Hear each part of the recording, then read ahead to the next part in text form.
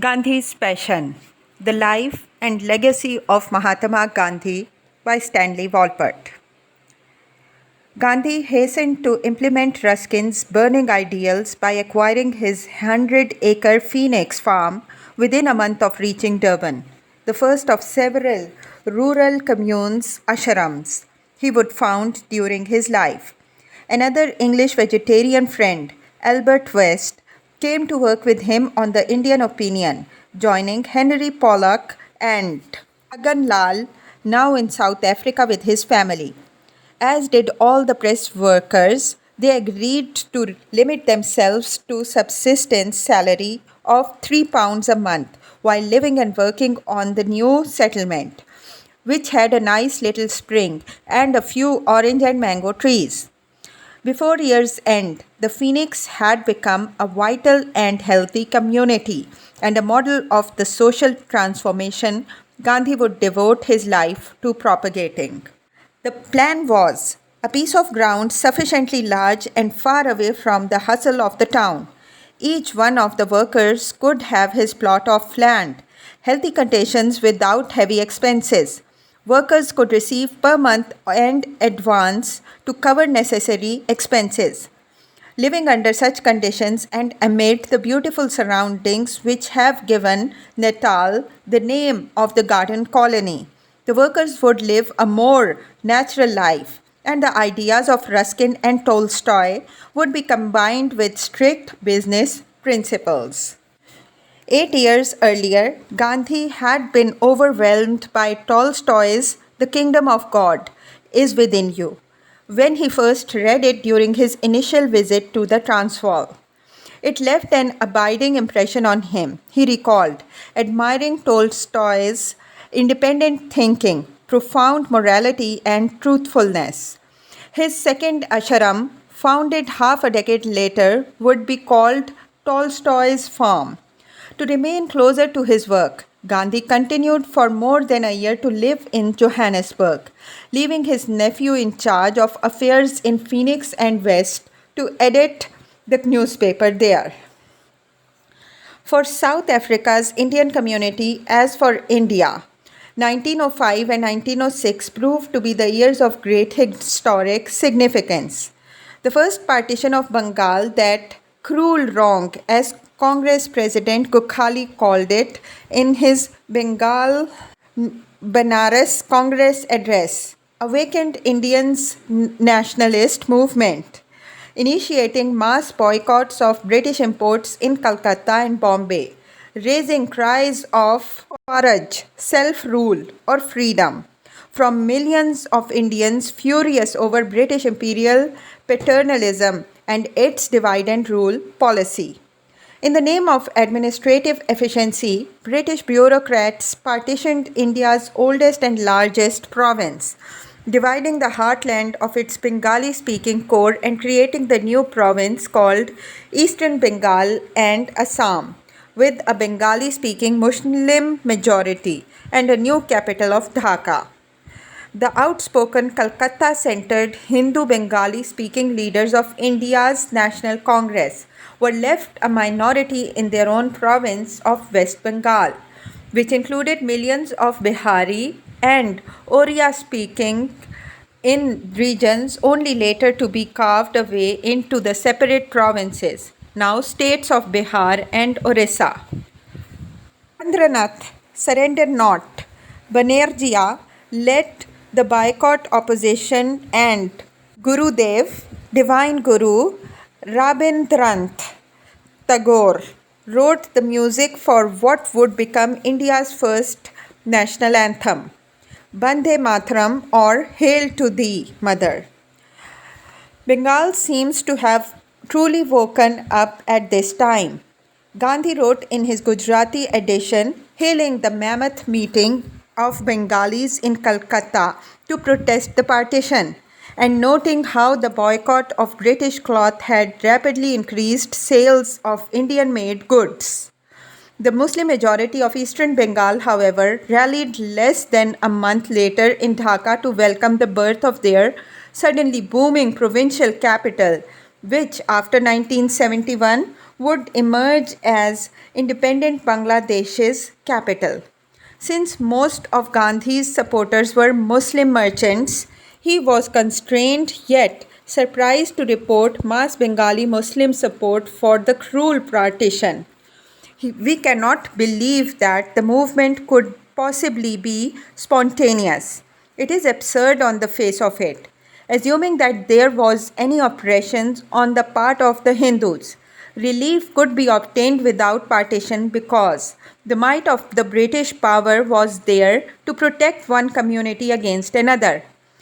It appears paradoxical that a nationalist as ardent as Gandhi would argue in favor of even handed British protection as the best way of avoiding communal conflict or unfair Hindu majority discrimination against the weaker Muslim minority, as in Calcutta. It was also prophetic. 4 decades later, of course, rivers of blood would flow when provincial Bengal's partition was reincarnated as partition of the subcontinent. The startling defeat suffered by Russia's Baltic fleet in the Sea of Japan in 1905 fueled Gandhi's hope that India too might similarly surprise the world by overcoming imperial tyranny. The power of the viceroy is no way less than that of the Tsar. Just as the people of Russia pay taxes, so also do we. As in Russia, so in India, the military is all powerful, Gandhi wrote. The movement in Bengal for the use of Deshi goods is much like the Russian movement. Our shackles will break this very day if the people of India become united and patient, love their country, and think of the well being of their motherland. The governance of India is possible only because there exist people who serve. More than a decade before, he would launch his first nationwide multiple boycott against British rule. Gandhi not only appreciated its revolutionary powers but shared his thoughts with South African compatriots. While thinking far ahead of how best to break our shackles in British India, Gandhi led a merchant deputation to address the new British governor of Transvaal, Lord Melbourne. Gandhi appealed to the governor to allow more Indians to enter the Transvaal, explaining that his merchant friends have constantly to draw upon India for confidential clerks, reliable men, currently excluded under the harsh Immigration Restriction Act. He further requested that local boards or town councils be empowered to issue new trade licenses to expedite that intolerably slow process. Finally, he urged repeal of the £3 tax on ex-indentured Indians and all new immigrant Indians. What we want is not political power, but we do wish to live side by side with other British subjects in peace and amity, and with dignity and self-respect, which we have learned to cherish as a priceless heritage of living under the British Crown. To the end of 1905, Gandhi remained His Majesty's loyal subject, but Lord Selborne listened in stony silence to all that Gandhi and his British Indian Association deputation had to say, promising nothing.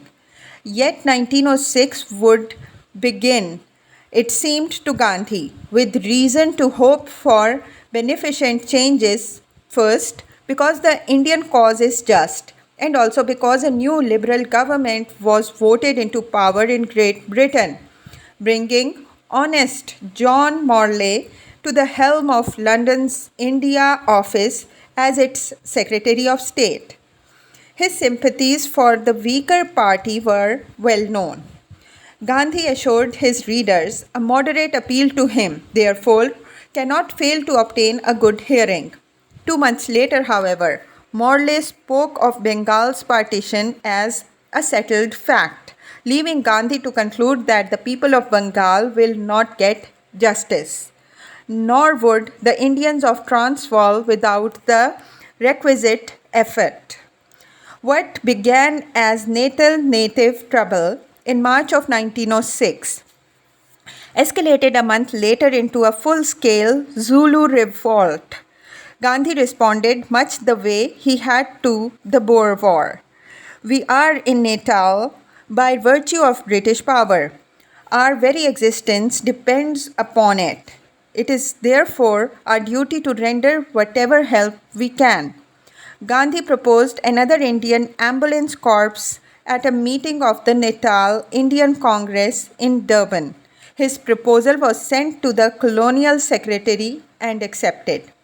In April of 1906, brother Lakshmidas wrote angrily to chastise Gandhi for having stopped sending his monthly savings to Rajkot and for appearing no longer to be attached in any respect to his extended family and for neglecting the traditional duties of a younger Hindu brother.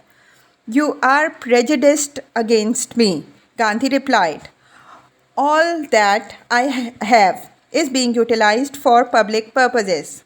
It is available to relations who devote themselves to public work. You may graduate me, but still I will be to you what I have always been. I have no desire for worldly enjoyments of any type whatever. I am engaged in my present activities as essential to life. If I have to face death while thus engaged, I shall face it with equanimity. I am now a stranger to fear. Gandhi led his corps of some 20 Indian stretcher bearers in pledging true allegiance to His Majesty King Edward VII, his heirs and successors, promising faithfully to serve in the active militia force of the colony of Natal. He wrote a few weeks later in Gujarati that this has produced a very favorable impression on prominent whites, encouraging more Indians to volunteer, adding, it can be looked upon as a kind of picnic. The person joining gets enough exercise and thus keeps his body in good trim and improves his health. People love him and praise him. At this very time, when actively engaged in removing wounded bodies from fields of battle, Gandhi's thoughts turned furiously in the direction of self-control. It became my conviction that procreation and the consequent care of children were inconsistent with public service. I had to break up my household at Johannesburg. I took my wife and children to Phoenix, and the idea flashed upon me that I must relinquish the desire for children and wealth and live the life of one retired from household cares. The vow of celibacy, which he took now, he viewed as one that opened the door of real freedom. I vow to flee from the serpent, which I know will bite me. He had feared serpents as a child, hardly surprising in rural India. Yet in this context, the use of serpent seems more an echo of Christianity's symbol of temptation. He would attempt a much deeper analysis near the end of his life, some 40 years later, involving more dangerous experiments with the Brahmacharya celibacy vow. Now he had no difficulty in abstaining from further physical contact with Kasturba, noting, where desire is gone, a vow of renunciation is the natural fruit. Kasturba silently accepted his avowed wish, apparently relieved at his decision to abstain from sex with her. Sergeant Major Gandhi worked bravely with his corps for 6 weeks in the summer of 1906. But by the end of July, each of the Indian stretcher bearers was presented a silver medal by the Natal Indian Congress when the corps disbanded. Gandhi advised the Congress to try to organize a permanent corps, and in the process, white prejudice against Indians might altogether disappear. But instead of disappearing, the prejudice intensified, so the community voted to send a deputation consisting of Gandhi and one of its leading merchants to London to lobby on behalf of South African Indians. Winston Churchill, colonial Under Secretary of State at this time, arrogantly tried to justify the deprivation of the franchise from British Indians. Gandhi reported, arguing that all non European natives were colored people and therefore unsuited to representative or responsible rule. Thus began the bitter feud between Gandhi and Churchill, which was to intensify over the next 4 decades, much to the misfortune of Great Britain as well as India. The Legislative Council of the Transvaal now introduced an Asiatic Ordinance Bill that would require registration of all Indians, including women and children, who would then be fingerprinted and forced always to carry identification cards. Gandhi's first editorial reaction was to call it abominable. A week later, he termed it criminal. All Indians would be subject to indignities at the hands of arbitrary officials, who would be empowered even to banish those whom they disliked. On September 9, 1906, Gandhi addressed Johannesburg's Ahmadiyya Islamic Society, speaking against the ordinance he labeled as a black act and urging his audience to prepare cheerfully to suffer imprisonment. There is nothing wrong in that. The distinctive virtue of the British is bravery. If therefore we also unite and offer resistance with courage and firmness, I am sure there is nothing that the government can do. 2 days later, he organized a mass meeting at which he proposed that all of them take a solemn oath against the government, which has taken leave of all sense of decency. Not to oppose such an evil government would be cowardice, Gandhi argued, but everyone must search his own heart, and if the inner voice assures him that he has the requisite strength to carry him through, then only should he pledge himself. This was the birth of Gandhi's revolutionary method of satyagraha, or hold fast to the truth, which would be replicated in India many times, beginning with a sacred vow, taken only by those who had considered the full implications of their solemn oath. This was his first public reference to his inner voice, the voice he later defined as God, that was true. If a majority of Transvaal's Indian community took the oath, he told them, the ordinance might not be enacted, but he warned against excessive optimism. We might have to go to Gaul, where we might be insulted. We might have to go hungry. We might be flogged by rude wardens. We might be fined heavily, and our property might be attached. We might be deported. Some of us might fall ill and even die. The risk of death did not deter him, however, and he argued that even if everyone else flinched, leaving me alone to face the music, I am confident that I would never violate my pledge. Please do not misunderstand me. I am not saying this out of vanity. Was there not just a touch of vanity, however, in that public proclamation that he was ready to die rather than surrender? This was, after all, but 2 months since he had risked death daily without flinching in order to bear wounded soldiers from fields of carnage. Sergeant Major Gandhi, who fearlessly led his ambulance corps into the center of battle unarmed, would hardly tremble were he now faced with prison or flogging in so righteous a cause. Like the bravest of British officers he admired, he would do his duty. Bravery, as he told them, was the distinctive virtue of the British, and much of Gandhi's psyche had indeed by now become British to the core. The rest of him, which remained Hindu and Indian, had also changed. His April 1906 letter to Lakshmi Das made that clear. I have no desire for worldly enjoyments of any type. If I have to face death, I shall face it with equanimity.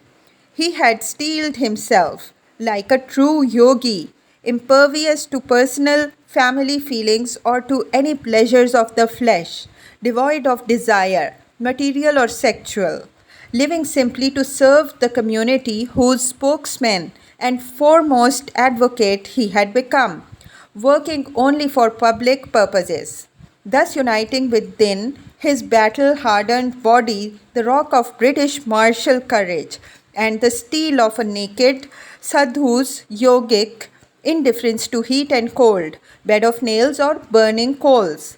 Gandhi sublimated all his powers and potent sexual energy, pitting himself against discriminatory anti Indian laws enacted by racial bigots.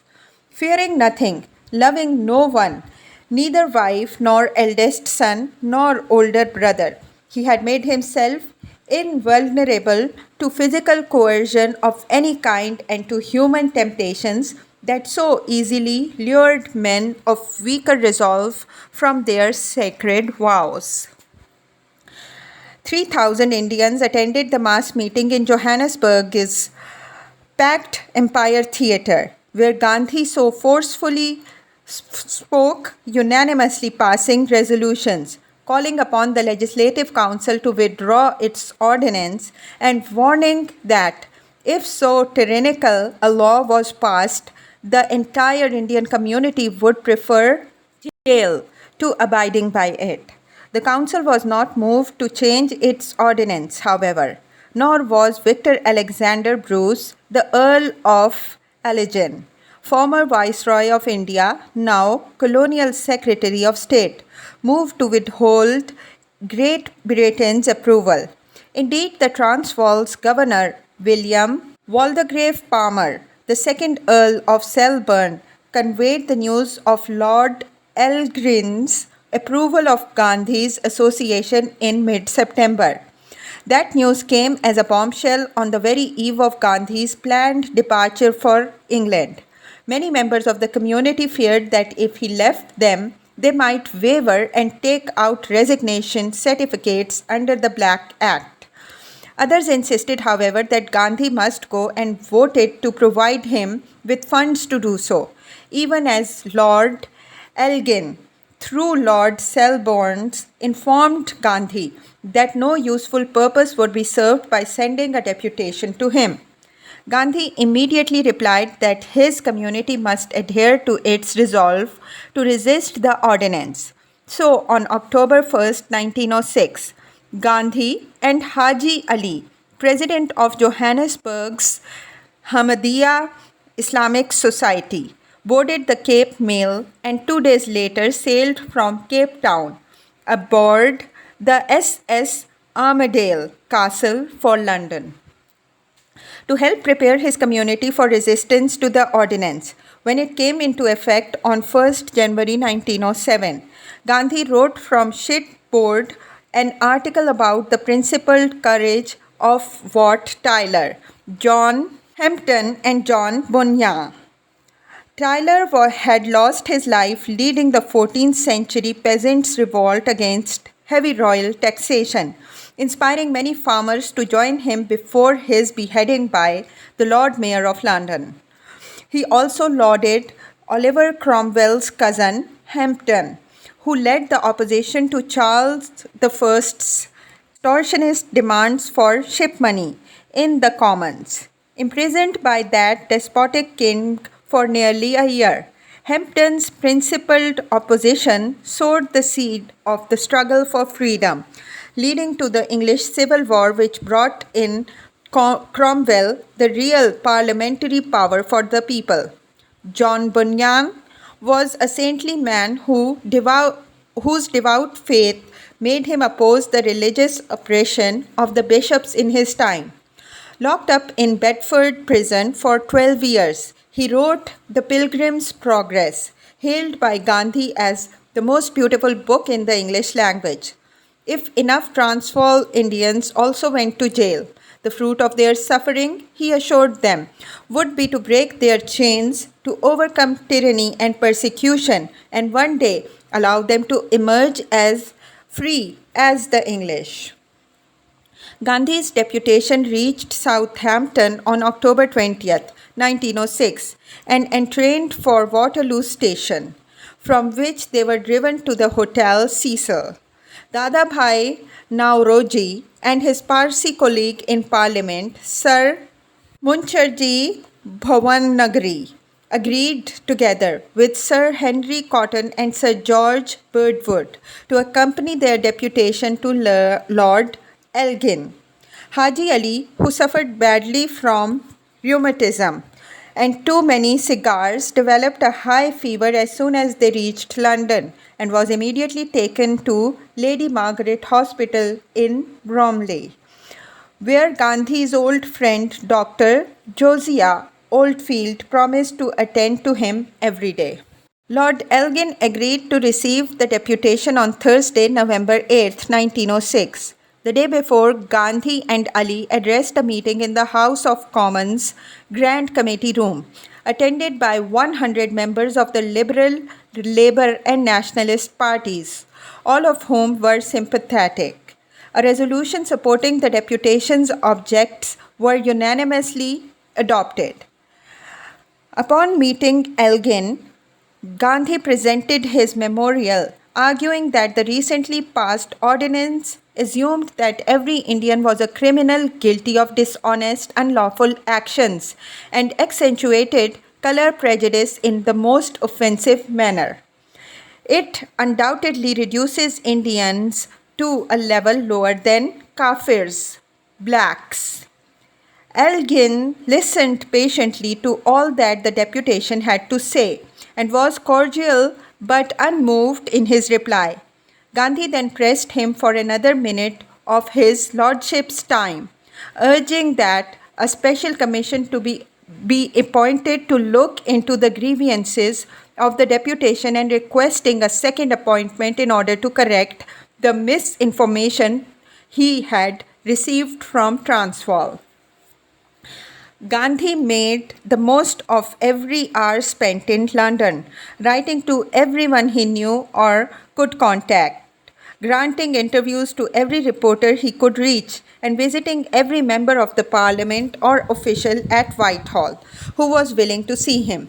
He rarely went to sleep before 3:30 a.m. and was up before dawn, carrying out a more rigorous routine than he ever had in South Africa.